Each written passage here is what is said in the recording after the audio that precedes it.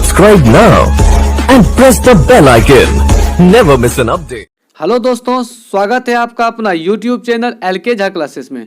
दोस्तों, आज आधुनिक भारत के इतिहास के क्रम में ये हमारा 10वां वीडियो है जो कि स्वतंत्रता आंदोलन का भाग 2 है। इससे पहले भाग 1 1857 की क्रांति का अपलोड कर दिया गया था और आज इसका भाग 2 है जो नरमपंथी या उदारवादी चरण 1885 से 1905 की अवधि का है। और आज का पहला प्रश्न है, भारतीय राष्ट्रीय आंदोलन के 1885 से 1905 की अवधि को कहा जाता है। ऑप्शन ए उदारवादी चरण, बी उग्रवादी चरण, सी गांधी युग, डी इनमें से कोई नहीं। इसका सही आंसर होगा ऑप्शन नंबर ए उदारवादी चरण। भारतीय इतिहास में 1885 से 1905 ईस्वी तक का चरण उदारवादी चरण के नाम से जाना जाता है क्योंकि इस चरण में आंदोलन का नेतृत्व मुख्यतः उदारवादी नेताओं के हाथों में रहा। उदारवादी दल के कुछ प्रमुख नेता हैं जैसे सुरेंद्र नाथ बनर्जी, गोपाल कृष्ण गोखले, फिरोज शाह मेहता इत्यादि थे। चलते अगले प्रश्न पे। प्रश्न संख्या 2, भारतीय इतिहास में वर्ष 1885 ईस्वी प्रसिद्ध है। ऑप्शन ए भारतीय राष्ट्रीय कांग्रेस की स्थापना के कारण, बी भारतीय राष्ट्रीय कांग्रेस के पतन के कारण, सी प्लासी के युद्ध के कारण, डी बक्सर के युद्ध के कारण। इसका सही आंसर होगा ऑप्शन नंबर ए भारतीय राष्ट्रीय कांग्रेस की स्थापना के कारण। भारतीय राष्ट्रीय कांग्रेस की स्थापना एक अवकाश प्राप्त अंग्रेज ICS अधिकारी एलन ऑक्टेन ह्यूम द्वारा 28 दिसंबर 1885 ईस्वी में की गई थी। इसका प्रथम अधिवेशन का आयोजन पुणे में प्रस्तावित किया गया, परंतु उस समय पुणे में प्लेग रोग फैल जाने के कारण यह अधिवेशन बंबई में आयोजित किया गया। इसका प्रथम अधिवेशन 28 दिसंबर 1885 में बंबई के ग्वालियर टैंक में स्थित गोकुलदास तेजपाल संस्कृत कॉलेज में संपन्न हुआ। प्रारंभ में भारतीय राष्ट्रीय कांग्रेस का नाम भारतीय राष्ट्रीय संघ रखा गया था, लेकिन दादा भाई नौरोजी के सुझाव पर इसका नाम बदलकर भारतीय राष्ट्रीय कांग्रेस कर दिया गया। अगले प्रश्न पे चलते हैं। प्रश्न संख्या 3, आधुनिक भारतीय इतिहास में गोकुलदास तेजपाल संस्कृत महाविद्यालय क्यों प्रसिद्ध है। ऑप्शन ए भारतीय राष्ट्रीय कांग्रेस का प्रथम अधिवेशन यही हुआ था, बी सुरेंद्र नाथ बनर्जी और दादा भाई नौरोजी इसके छात्र रहे थे, सी ए ह्यूम इसके प्राचार्य थे, डी इनमें से कोई नहीं। इसका सही आंसर होगा ऑप्शन नंबर ए भारतीय राष्ट्रीय कांग्रेस का प्रथम अधिवेशन यही हुआ था। चलते अगले प्रश्न पे। प्रश्न संख्या 4, 1885-1905 के काल के भारतीय राष्ट्रीय आंदोलन में उदारवादी नेताओं का प्रभुत्व था। उनके आंदोलन का मुख्य ढंग क्या था। ऑप्शन ए प्रतिगामी राष्ट्रवाद, बी संवैधानिक आंदोलन, सी सैद्धांतिक प्रजातांत्रिकरण, डी इनमें से कोई नहीं। इसका सही आंसर होगा ऑप्शन नंबर बी संवैधानिक आंदोलन। हम अगले प्रश्न पे चलते हैं। प्रश्न संख्या 5, भारतीय राष्ट्रीय कांग्रेस की पहली बैठक किस शहर में हुई थी। हमारा option A Calcutta, B Bombay, C Ahmedabad, D Allahabad. इसका सही आंसर होगा ऑप्शन नंबर बी बम्बई। अगर कांग्रेस के प्रथम 4 अधिवेशन की बात की जाए, क्योंकि ये प्रथम 4 अधिवेशन काफी महत्वपूर्ण है। अगर पहले अधिवेशन की बात की जाए तो ये 1885 में बम्बई में आयोजित की गई थी, जिसकी अध्यक्षता WC बनर्जी यानी व्योमेश चंद्र बनर्जी के द्वारा किया गया था। अगर दूसरे अधिवेशन की बात की जाए 1886 में कलकत्ता अधिवेशन हुआ था, जिसकी अध्यक्षता दादा भाई नौरोजी ने किया था और ये प्रथम पारसी अध्यक्ष बने थे कांग्रेस के। अगर कांग्रेस की तीसरी अधिवेशन की बात की जाए जो मद्रास में आयोजित किया गया था 1887 ईस्वी में, इसकी अध्यक्षता बदरुद्दीन तैयब जी किए थे और ये प्रथम मुस्लिम अध्यक्ष बने थे। और चौथे कांग्रेस का अधिवेशन इलाहाबाद में 1888 में आयोजित किया गया था, जिसकी अध्यक्षता जॉर्ज यूल ने किया था और यह प्रथम अंग्रेज अध्यक्ष थे। अगर बात यहाँ पे किया जाए कि बम्बई, कलकत्ता, मद्रास, इलाहाबाद, तो कुल बम्बई में कुल 7 बार कांग्रेस का अधिवेशन आयोजित किया गया, जबकि सर्वाधिक बार कलकत्ता में 10 बार अधिवेशन का आयोजित किया गया, मद्रास में 7 बार और इलाहाबाद में 3 बार इस अधिवेशन का आयोजन किया गया। हम अगले प्रश्न पर चलते हैं। प्रश्न संख्या 6, निम्नलिखित कांग्रेसी नेताओं में से किसको भारत का महान वृद्ध व्यक्ति grand old man of India कहा जाता है। Option A Mahatma Gandhi, B Bal Gangadhar Tilak, C Dadabhai Naoroji, D Madan Mohan Malaviya. इसका सही आंसर होगा ऑप्शन नंबर सी दादा भाई नौरोजी। दादा भाई नौरोजी को वयोवृद्ध पुरुष के नाम से जाना जाता है, महात्मा गांधी को बापू के नाम से जाना जाता है, बाल गंगाधर तिलक को लोकमान्य बाल गंगाधर तिलक के नाम से जाना जाता है, जबकि मदन मोहन मालवीय को महामना मदन मोहन मालवीय के नाम से जाना जाता है। हम अगले प्रश्न पर चलते हैं। प्रश्न संख्या 7, किस गवर्नर जनरल के कार्यकाल के दौरान भारतीय राष्ट्रीय कांग्रेस बनी थी? Option A Lord Ripon, B Lord William Bentinck, C Lord Dufferin, D Lord Curzon. इसका सही आंसर होगा option number C Lord Dufferin. अगर यहाँ पे गवर्नर का कार्यकाल देखा जाए तो लॉर्ड डफरिन का कार्यकाल 1848 से 1856 ईस्वी तक था। रिपन का कार्यकाल देखा जाए तो लॉर्ड रिपन का कार्यकाल 1880 से 1884 ईस्वी तक था।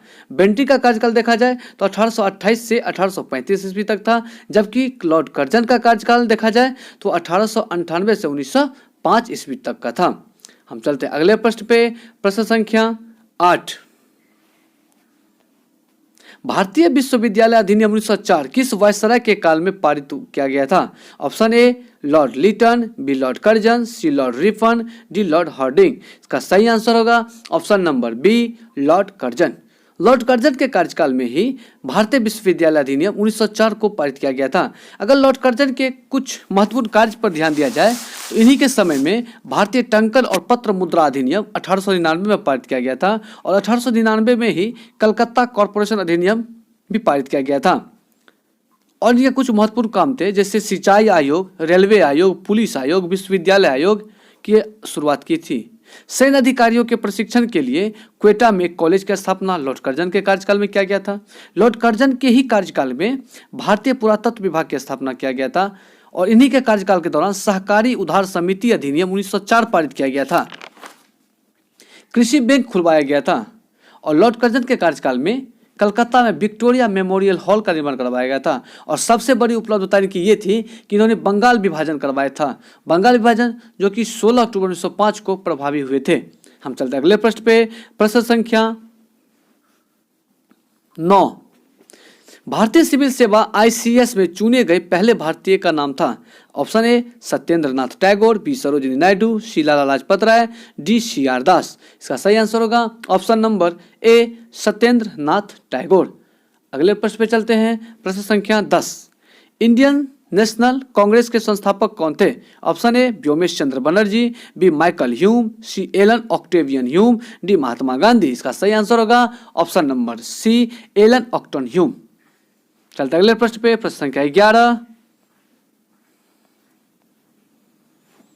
हर्मिट ऑफ शिमला किसे कहा जाता है? Option A George Yule, B William Wedderburn, C A.O. Hume, D Rabindranath Tagore. इसका सही आंसर होगा option number C A.O. Hume को हर्मिट ऑफ शिमला कहा जाता है। A.O. ह्यूम ने ही भारतीय राष्ट्रीय कांग्रेस की स्थापना किया था। जॉर्ज यूल की बात की जाए तो ये कांग्रेस के प्रथम अंग्रेज अध्यक्ष थे। चलते अगले प्रश्न पे, प्रश्न संख्या 12। वह कौन सा प्रथम भारतीय था जो ब्रिटिश संसद के लिए निर्वाचित हुआ? Option A SN Banerjee, B GK Gokhale, C Dadabhai Naoroji, D Firoz Shah Mehta. इसका सही आंसर होगा ऑप्शन नंबर सी दादा भाई नरोजी।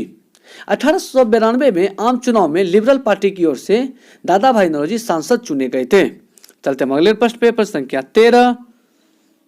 निम्नलिखित कथन पर विचार कीजिए। कथन है दादा भाई नौरोजी के संबंध में। कथन पहला है कि 3 बार राष्ट्रीय कांग्रेस के अध्यक्ष चुने गए। दूसरा है कि poverty and un British rule in India नामक पुस्तक की रचना की। सी में है नेशनल सोशल कॉन्फ्रेंस की स्थापना की। उपयुक्त कथन में से कौन सा सही है? ऑप्शन में ए केवल 1, बी में केवल 1 और 2, सी में 2 और 3, डी में केवल 3। इसका सही आंसर होगा ऑप्शन नंबर बी 1 और 2। दादा भाई नौरोजी 3 बार राष्ट्रीय कांग्रेस के अध्यक्ष चुने गए, 1886, 1893 और 1906। उसके बाद poverty and un British rule in India नामक पुस्तक के लेखक दादा भाई नौरोजी थे। लेकिन यहाँ पे नेशनल सोशल कॉन्फ्रेंस की जब तक बात की गई है तो नेशनल सोशल कॉन्फ्रेंस की स्थापना महादेव गोविंद रानाडे और रघुनाथ राव के द्वारा किया गया था और इसका प्रथम अधिवेशन 1887 ईस्वी में मद्रास में किया गया था। अगले प्रश्न पे चलते हैं, प्रश्न संख्या 14।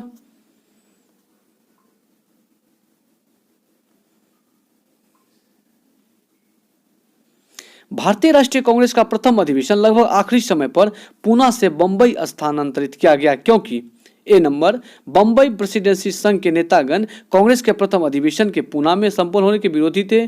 बी, बम्बई के गवर्नर कांग्रेस के प्रथम अध्यक्ष बनने के लिए एओ के सुझाव से सहमत थे। सी, प्रेसिडेंसी की राजधानी होने के कारण बम्बई अधिवेशन में अधिक ध्यान आकर्षित करने में सहायक होता। डी, पूना में हैजा फैलने के कारण संयोजक कांग्रेस के प्रथम अधिवेशन का स्थान पूना से बम्बई बदलने पर विवश हुए थे। इसका सही आंसर होगा ऑप्शन नंबर डी, यानी पूना में हैजा फैलने के कारण संयोजक कांग्रेस के प्रथम अधिवेशन का स्थान पूना से बंबई बदलने पर विवश हुए थे। अगले प्रश्न पे चलते हैं। प्रश्न संख्या 15, a nation in the making नामक पुस्तक किसने लिखी? Option A Dinabandhu Mitra, B Bal Gangadhar Tilak, C Surendranath Banerjee, D Subhash Chandra Bose. इसका सही आंसर होगा option number C, Surendranath Banerjee. अगले प्रश्न पे चलते हैं। प्रश्न संख्या 16, 19वीं सदी के अंतिम चतुर्थांश में वह कौन सा तत्व था जिसने भारत में एक समान राष्ट्रीय दृष्टिकोण के उत्थान में एक महत्वपूर्ण भूमिका निभाई? ऑप्शन ए देश का प्रशासनिक एवं आर्थिक एकीकरण, बी में पाश्चात्य विचार एवं शिक्षा, सी प्रेस एवं साहित्य की भूमिका एवं भारतीय अतीत का पुनर्वेशन, डी उपर्युक्त सभी। इसका सही आंसर होगा ऑप्शन नंबर डी, उपर्युक्त सभी। चलते अगले प्रश्नों पे। प्रश्न संख्या 17, 1885 ईस्वी में भारतीय राष्ट्रीय कांग्रेस की स्थापना के पीछे कुछ तत्कालीन कारण थे।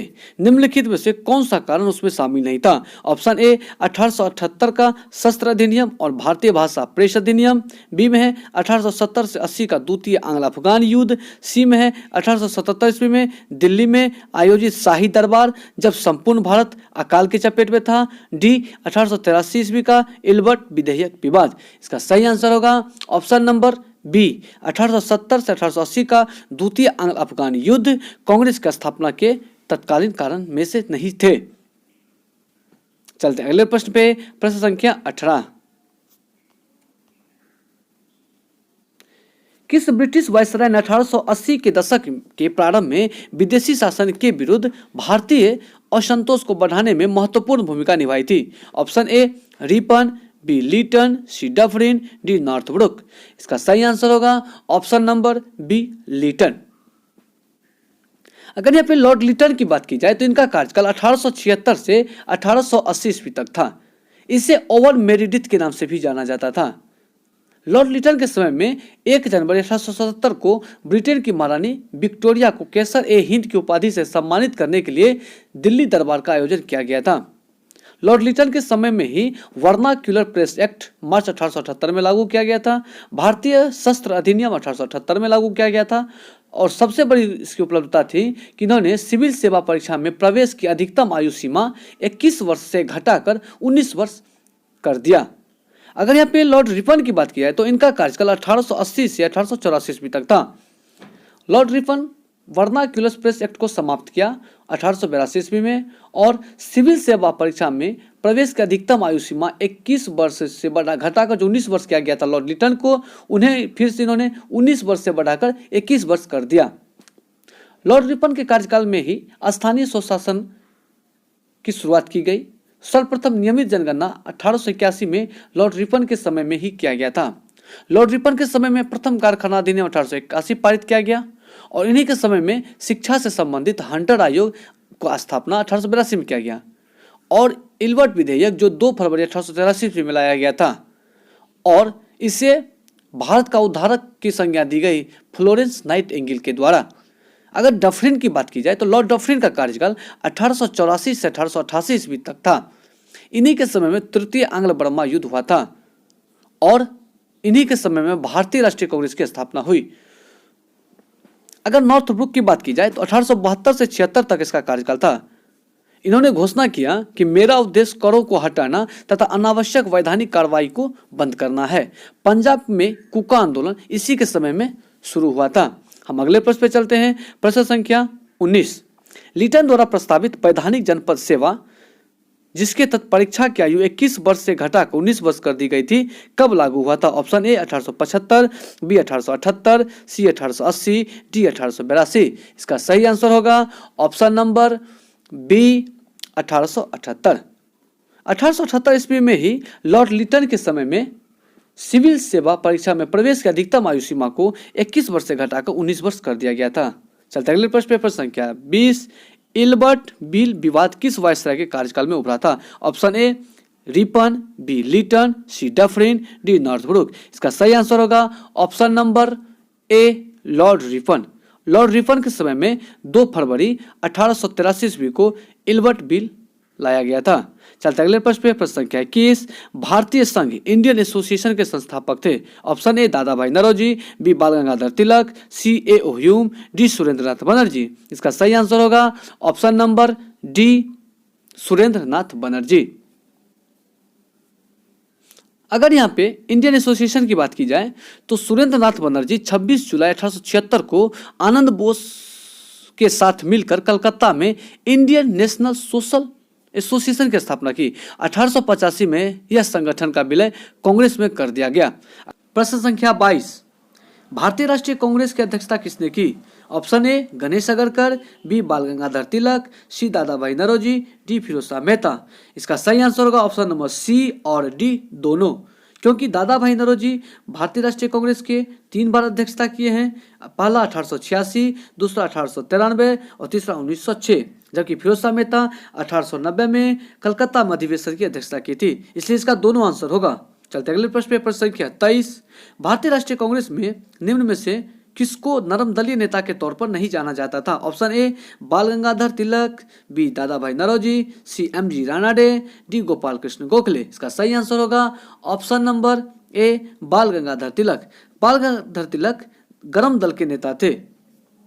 अगले प्रश्न पे चलते हैं, प्रश्न संख्या 24। भारतीय राष्ट्रीय कांग्रेस की स्थापना की गई किस वर्ष?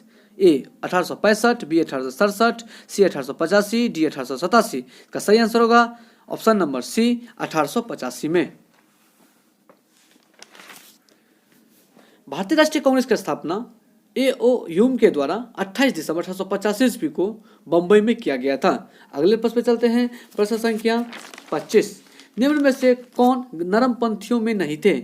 ऑप्शन ए जी के Gokhale, B Bal Gangadhar Tilak, C R C Dutt, D W C Banerjee. इसका सही आंसर होगा option number B Bal Gangadhar तिलक। अगले प्रश्न पे चलते हैं, प्रश्न संख्या 26। भारतीय राष्ट्रीय कांग्रेस के संस्थापक थे। एक असैनिक सेवक, बी मिलिट्री कमांडर, सी सामाजिक कार्यकर्ता, डी विज्ञानी। इसका सही आंसर होगा ऑप्शन नंबर ए असैनिक सेवक। चलते अगले प्रश्न पे, प्रश्न संख्या 27। अधिकतर नरमपंथी नेता थे। ऑप्शन ए ग्रामीण क्षेत्रों से, बी शहरी क्षेत्रों से, सी ग्रामीण और शहरी दोनों क्षेत्रों से, डी पंजाब से। इसका सही आंसर होगा ऑप्शन नंबर बी शहरी क्षेत्रों से। अगले प्रश्न पे चलते हैं, प्रश्न संख्या 28। 1905 में बंगाल विभाजन किस वायसराय ने किया? Option A Lord Hardinge, B Lord Curzon, C Lord Lytton, D Lord Minto. इसका सही आंसर होगा option number B Lord Curzon.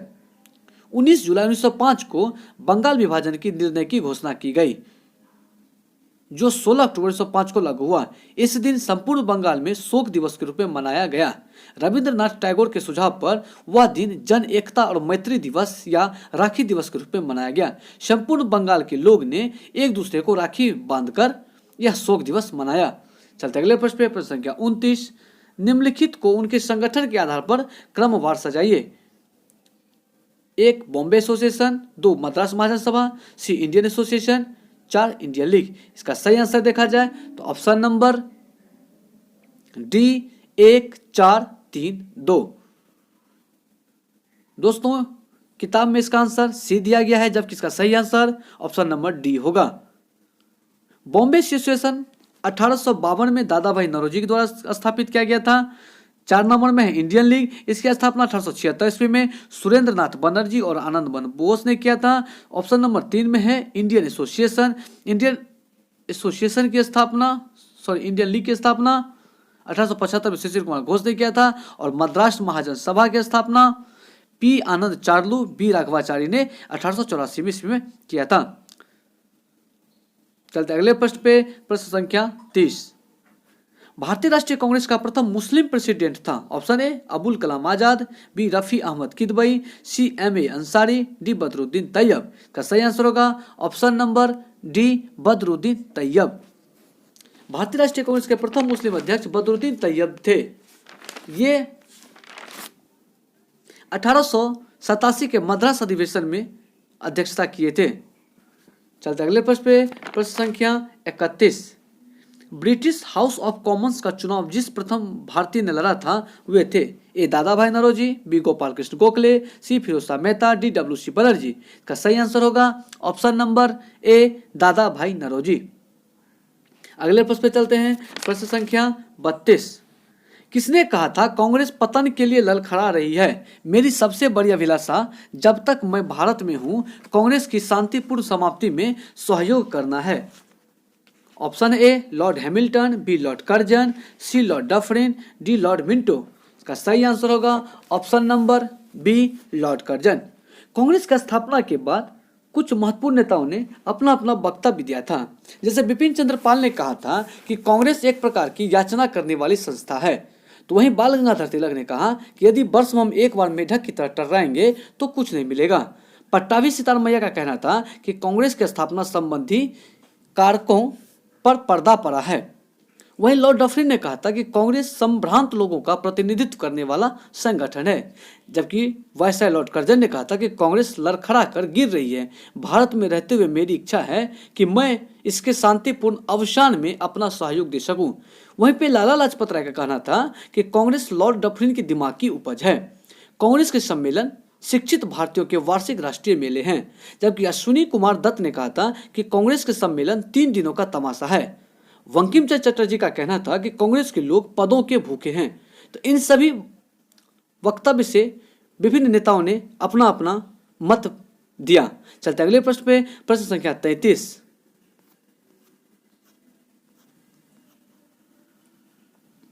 भारतीय राष्ट्रीय कांग्रेस के 1905 के बनारस अधिवेशन के अध्यक्ष कौन थे? Option A Surendra Nath Banerjee, B Firoz Shah Mehta, C Gopal Krishna Gokhale, D Dinshaw Wacha. इसका सही आंसर होगा option number C Gopal Krishna Gokhale. 1905 ईस्वी का बनारस अधिवेशन की अध्यक्षता गोपाल कृष्ण गोखले ने किया था। इस अधिवेशन में गोपाल कृष्ण गोखले को विपक्ष के नेता की उपाधि दी गई थी। 1905 में ही गोपाल कृष्ण गोखले ने सर्वेंट ऑफ इंडिया सोसाइटी भारतीय सेवक समाज की स्थापना किया था। अगर बात यहाँ पे सुरेंद्र नाथ बनर्जी की जाए तो सुरेंद्र नाथ बनर्जी 1895 में पूना अधिवेशन की अध्यक्षता किए थे, जबकि फिरोज शाह मेहता 1890 में कलकत्ता अधिवेशन की अध्यक्षता किए थे। वहीं पे दिनसा इदुल्ची वाचा 1911 में कलकत्ता अधिवेशन की अध्यक्षता किए थे। अगले प्रश्न पे चलते, प्रश्न संख्या 34। निम्नलिखित में से कौन भारतीय राष्ट्रीय कांग्रेस के स्थापना अधिवेशन में उपस्थित नहीं थे? Option A Dadabhai Naoroji, B G Subramania Iyer, D C justice Ranade, D Surendra Nath Banerjee. इसका सही आंसर होगा option number D Surendra Nath Banerjee. Congress का स्थापना के समय सुरेंद्र नाथ बनर्जी कलकत्ता में थे। चलते अगले प्रश्न पे, प्रश्न संख्या 35। भारतीय राष्ट्रीय कांग्रेस के पहले अध्यक्ष कौन थे? Option A O Hume, B W C Banerjee, C Dadabhai Naoroji, D इनमें से कोई नहीं। इसका सही आंसर होगा option number B W C Banerjee, यानी व्योमेश चंद्र बनर्जी कांग्रेस के स्थापना के पहले अध्यक्ष थे। चलते अगले प्रश्न पे, प्रश्न संख्या 36। भारत के पहले लोक संघ लैंड होल्डर सोसाइटी की स्थापना कब हुई थी? Option A 1835, B 1836, C 1837, D 1838। इसका सही आंसर होगा ऑप्शन नंबर डी 1838, जबकि पुस्तक में इस प्रश्न का आंसर सी 1837 दिया गया है, जबकि इसका सही आंसर 1838 होगा। 1838 में द्वारिकानाथ टैगोर के द्वारा लैंड होल्डर सोसाइटी की स्थापना किया गया था, जिसका मुख्यालय कलकत्ता में स्थित है। अगले प्रश्न पे चलते हैं, प्रश्न संख्या 37। लैंड होल्डर सोसाइटी की स्थापना किसके कल्याण के लिए की गई थी? ऑप्शन ए जमींदार, बी किसान, सी शिल्पकार, डी उपयुक्त सभी। का सही आंसर होगा ऑप्शन नंबर ए जमींदार। अगले प्रश्न पे चलते हैं, प्रश्न संख्या 38। दादा भाई नौरोजी ने 1866 ईस्वी में ईस्ट इंडिया एसोसिएशन की स्थापना कहाँ की? Option A London, B Glasgow, C Aberdeen, D Bombay. इसका सही आंसर होगा ऑप्शन नंबर ए लंदन। अगले प्रश्न पे चलते हैं, प्रश्न संख्या 39। 1870 ईस्वी में पूना सार्वजनिक सभा की स्थापना किसने की थी? Option A Gopal Krishna Gokhale, B Mahadev Govind Ranade, C Gopal Bal Gangadhar Tilak, D उपर्युक्त सभी। इसका सही आंसर होगा option number B Mahadev Govind Ranade. अगले प्रश्न पे चलते हैं, प्रश्न संख्या 40। निम्नलिखित कथन पर विचार कीजिए। पहला कथन है कि भारतीय राष्ट्रीय कांग्रेस का प्रथम अधिवेशन कलकत्ता में हुआ। दूसरा कथन है भारतीय राष्ट्रीय कांग्रेस का दूसरा अधिवेशन दादा भाई नौरोजी की अध्यक्षता में हुआ। तीसरा कथन है भारतीय राष्ट्रीय कांग्रेस तथा मुस्लिम लीग दोनों ने लखनऊ में 1916 ईस्वी में अधिवेशन किया तथा लखनऊ समझौता संपन्न हुआ। उपयुक्त कथन में से सही है ऑप्शन ए 1 और 2, बी में केवल 2, सी में 2 और 3, डी केवल 3। इसका सही आंसर होगा ऑप्शन नंबर सी केवल 2 और 3। कथन एक बिल्कुल गलत है क्योंकि भारतीय राष्ट्रीय कांग्रेस का प्रथम अधिवेशन कलकत्ता में नहीं बल्कि बंबई में आयोजित किया गया था। बाकी दोनों अधिवेशन सही हैं।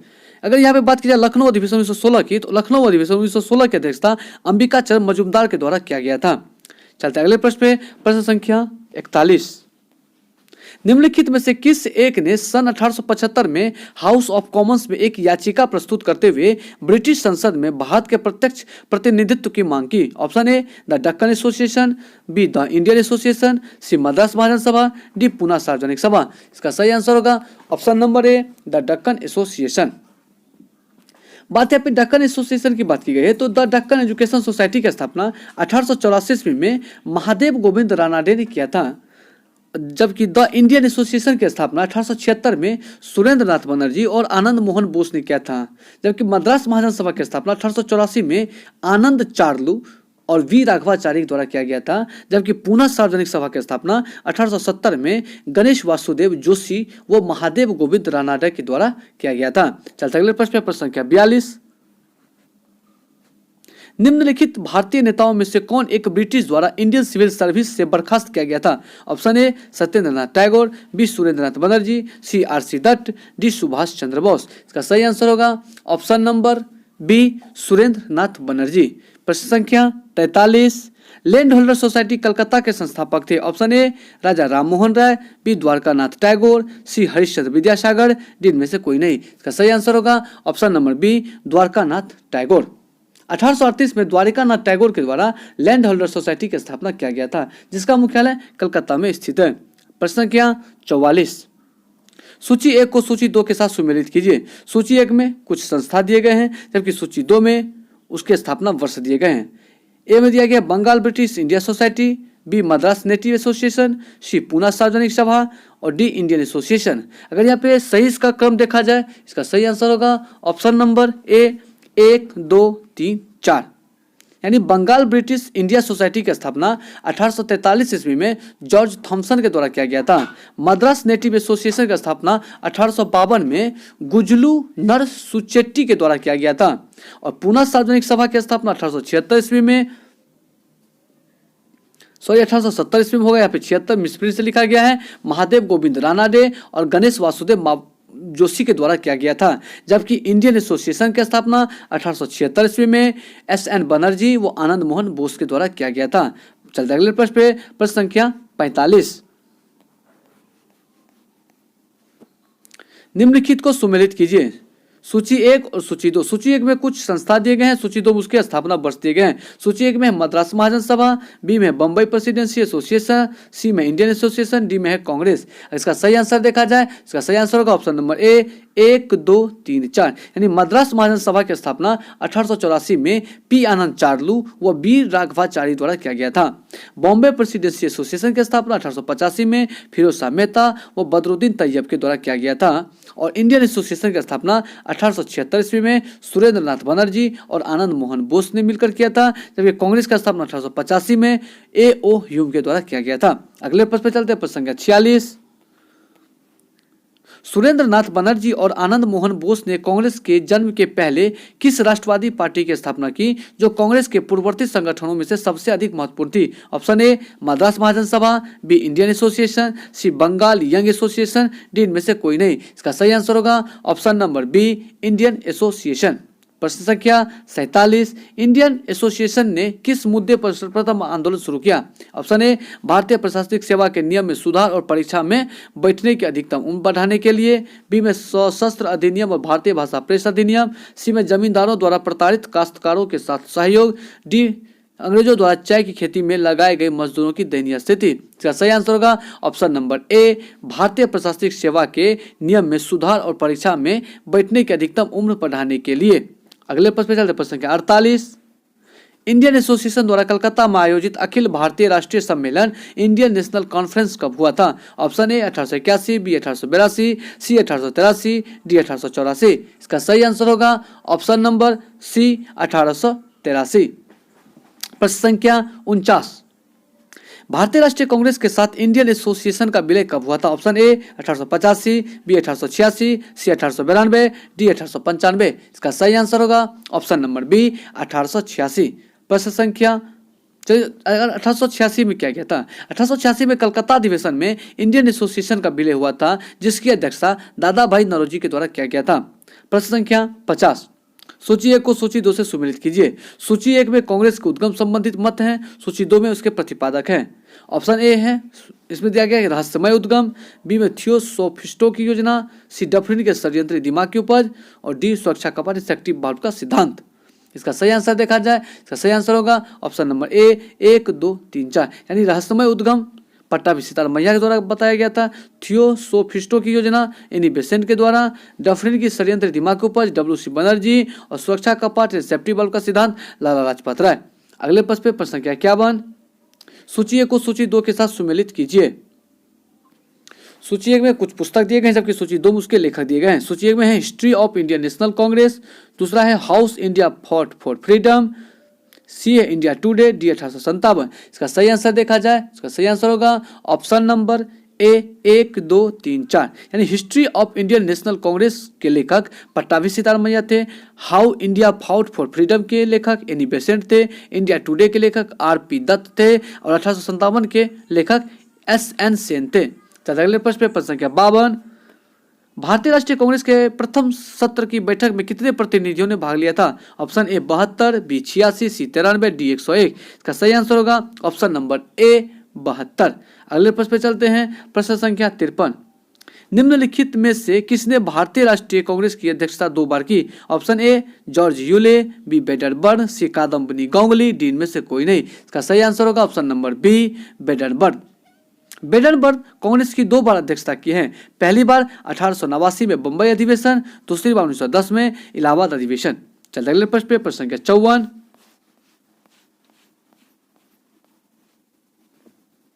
किसने कहा ब्रिटिश शासन एक अस्थायी बढ़ता हुआ तथा लगातार बढ़ता हुआ विदेशी आक्रमण है, जो धीरे धीरे ही सही मगर पूरी तरह देश को नष्ट कर रहा है?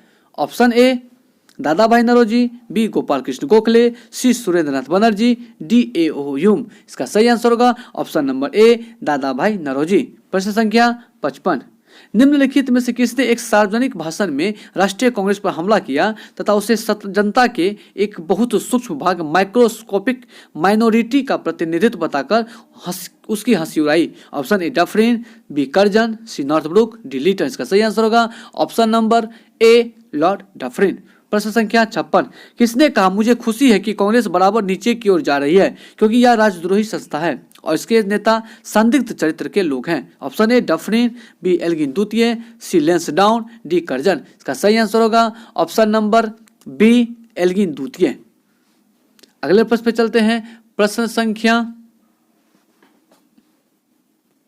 57, निम्नलिखित में से कौन कौन कांग्रेस के विरोधी थे? ऑप्शन कथन में दिया गया सैयद अहमद खान, बनारस के राजा शिव प्रसाद, हैदराबाद के नवाब दिनसा मानकजी पेटिट। ऑप्शन इसका सही आंसर होगा ऑप्शन नंबर डी 1, 2, 3, 4, यानी इनमें से सभी कांग्रेस के विरोधी थे। सैयद अहमद खान, बनारस के राजा शिव प्रसाद, हैदराबाद के नवाब और दिनसा मानकजी पेटिट। प्रश्न संख्या 58 पे चलते हैं, उदारवादियों की कार्य पद्धति के साधन थे? ए प्रार्थना, याचना व विरोध, बी हिंसा, सी जन आंदोलन, डी इनमें से कोई नहीं। इसका सही आंसर होगा ऑप्शन नंबर ए प्रार्थना, याचना और विरोध। चलते अगले प्रश्न प्रश्न संख्या 59, उदारवादियों की कार्य पद्धति को किसने भिखमंगी राजनीति पॉलिटिकल मेंडिटेंसी की संज्ञा दी? ऑप्शन ए उग्रवादियों ने, बी वामपंथियों ने, सी गांधीवादियों ने, डी इनमें से कोई नहीं। इसका सही आंसर होगा ऑप्शन नंबर ए उग्रवादियों ने। चलते प्रश्न संख्या 60 पे, ब्रिटिश साम्राज्य के अंतर्गत स्वशासन की मांग सबसे पहले किसने की और कब की? Option A Dadabhai Naoroji 1904 में, बी गोपाल कृष्ण गोखले 1905 में, सी दादा भाई नौरोजी 1906 में और डी इनमें से कोई नहीं। इसका सही आंसर होगा ऑप्शन नंबर ए दादा भाई नौरोजी ने 1904 में किया था।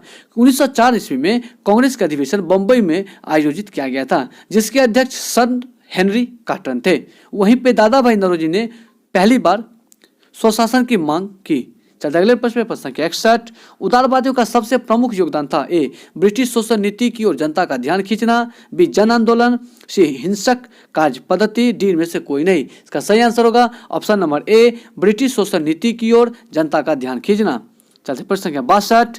किसने कहा था हमें मर्दों की तरह खुलकर कहना चाहिए कि हम अपनी मज्जा तक राजभक्त है, हमें अंग्रेजी राज से हुए फायदों का ज्ञान है। Option A Dadabhai Naoroji, B SN. Banerjee, C Firoz Shah Mehta, D इनमें से कोई नहीं। इसका सही आंसर होगा ऑप्शन नंबर ए दादा भाई नौरोजी।